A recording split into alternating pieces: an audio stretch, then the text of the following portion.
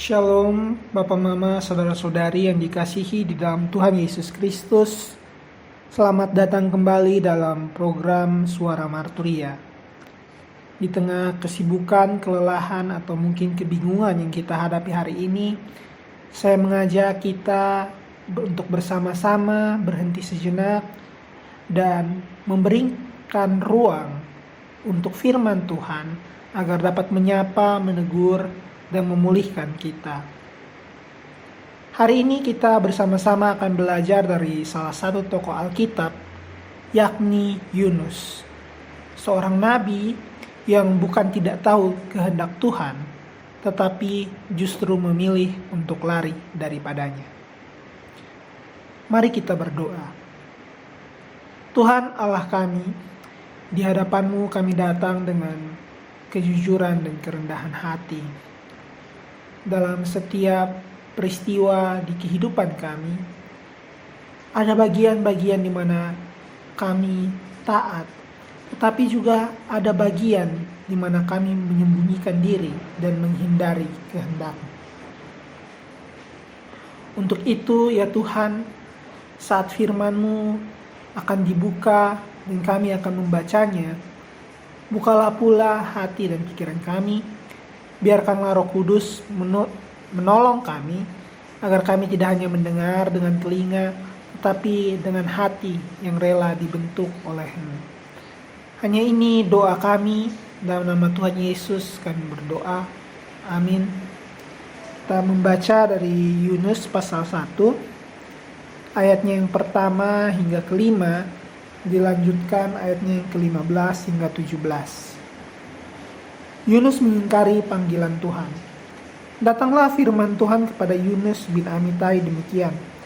Bangunlah, pergilah ke Niniwe, kota yang besar itu, berserulah terhadap mereka karena kejahatannya telah sampai kepadaku. Tetapi Yunus bersiap untuk melarikan diri ke Tarsis, jauh dari hadapan Tuhan. Dia pergi ke Yafo dan mendapati di sana sebuah kapal yang akan berangkat ke Tarsis. Dia membayar biaya perjalanannya, lalu naik kapal itu untuk berlayar bersama-sama dengan mereka ke Tarsis, jauh dari hadapan Tuhan. Tetapi Tuhan menurunkan angin ribut ke laut, lalu terjadilah badai besar, sehingga kapal itu hampir-hampir terpukul hancur. Awak kapal menjadi takut, masing-masing berteriak-teriak kepada Allahnya, dan mereka membuang ke dalam laut segala muatan kapal itu untuk meringankannya. Tetapi Yunus telah turun ke dalam ruang kapal yang paling bawah dan berbaring di situ, lalu tertidur dengan nyenyak. Ayatnya yang ke-15. Kemudian mereka mengangkat Yunus lalu mencampakkannya ke dalam laut, dan laut berhenti mengamuk. Orang-orang itu menjadi sangat takut kepada Tuhan, lalu mempersembahkan korban sembelihan bagi Tuhan serta mengikrarkan nazar.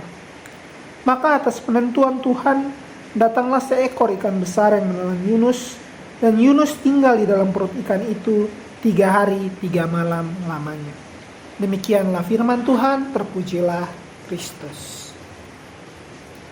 Bapak Mama, saudara-saudari yang dikasihi Tuhan, kisah Yunus kerap kali kita lihat sebagai kisah tentang nabi yang tidak taat lalu dihukum. Tetapi sebenarnya ada hal lain yang jauh lebih dalam dan menarik jika kita menelaah dengan seksama kisah ini. Sebagai seorang nabi, Yunus tentu saja bukan sosok yang tidak mengenal Tuhan. Dia tahu suara Tuhan. Dia paham bahwa panggilan itu jelas. Masalah Yunus di sini bukanlah pada ketidaktahuan, tetapi ketidakrelaan hati.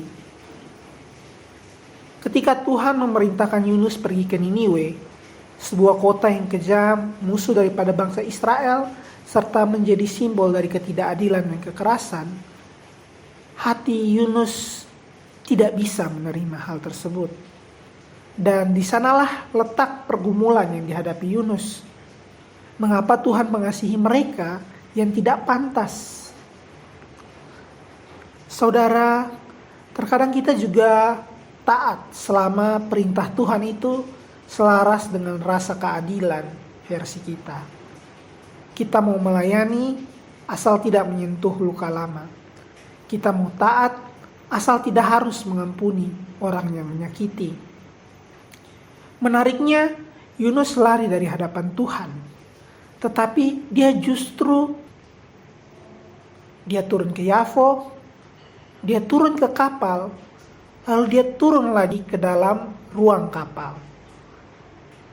Dan akhirnya dia turun ke laut.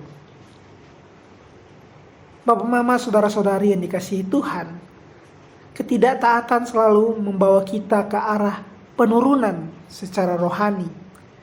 Meskipun tampaknya kita bergerak aktif secara fisik. Lalu ayat keempat berkata, tetapi Tuhan menurunkan angin ribut. Ini peristiwa yang penting. Badai itu bukanlah sebuah kebetulan dan bukan cuma sekedar hukuman. Tetapi itu adalah interupsi daripada kasih Tuhan. Kadang Tuhan tidak langsung menghentikan langkah kita ketika kita mengalami penurunan. Tetapi dia mengacaukan kenyamanan kita agar kita sadar bahwa kita sedang menjauh darinya. Dan puncaknya itu ada di ayat ke-15 sampai 17. Yusuf dibuang ke laut dan Tuhan menyediakan seekor ikan besar. Bapak, mama, saudara-saudari yang dikasihi Tuhan, ikan besar itu bukan alat untuk membinasakan, melainkan alat untuk melakukan penyelamatan. Tempat yang tampak seperti kubur justru menjadi ruang perjumpaan ulang antara Yunus dan Tuhan. Pada pasalnya yang kedua, kita bisa melihat bagaimana Yunus menaikkan doa dan ucapan syukurnya kepada Tuhan di dalam perut ikan. Disinilah kabar baiknya bagi kita, bahwa ketika kita lari, Tuhan tidak pernah berhenti mengajar. Ketika kita tenggelam, Tuhan tidak membiarkan kita binasa. Bahkan dari kedalaman laut sekalipun, Tuhan masih menyiapkan jalan bagi kita hari ini.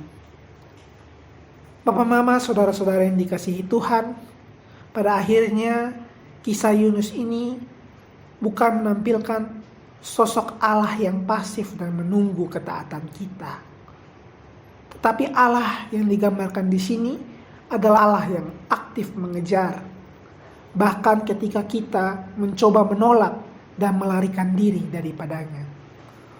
Mungkin hari ini kita dihadapkan dalam berbagai macam badai kehidupan. Tetapi semua yang kita alami bukan tanda bahwa Tuhan sudah marah pada kita, melainkan tanda bahwa Dia masih hendak memanggil kita untuk pulang. Mari kita berdoa. Tuhan yang setia, kami mengakui bahwa seringkali kami bertindak seperti Yunus. Kami tahu kehendak-Mu, tetapi hati kami belum tentu rela. Terima kasih karena Engkau tidak menyerah atas kami. Bahkan dalam badai dan kegelapan, kasih-Mu tetap senantiasa bekerja. Ajarlah kami Tuhan untuk dapat membaca kembali berbagai badai kehidupan, bukan sebagai sebuah masalah, tetapi sebagai panggilan untuk kembali kepadamu. Bentuklah kami Tuhan menjadi umat yang taat, bukan karena terpaksa, melainkan karena kami percaya pada kasih-Mu. Dalam nama Tuhan Yesus Kristus kami berdoa. Amin. Saudara-saudari yang terkasih, jika hari ini kita masih berada di dalam perut ikan, ingatlah bahwa Tuhan belum selesai dengan hidup kita. Terima kasih sudah mendengarkan suara Marturia. Tuhan memberkati hari-hari kita dan memampukan kita untuk berjalan setia di dalam kehendak-Nya. Shalom dan sampai jumpa di kesempatan berikutnya.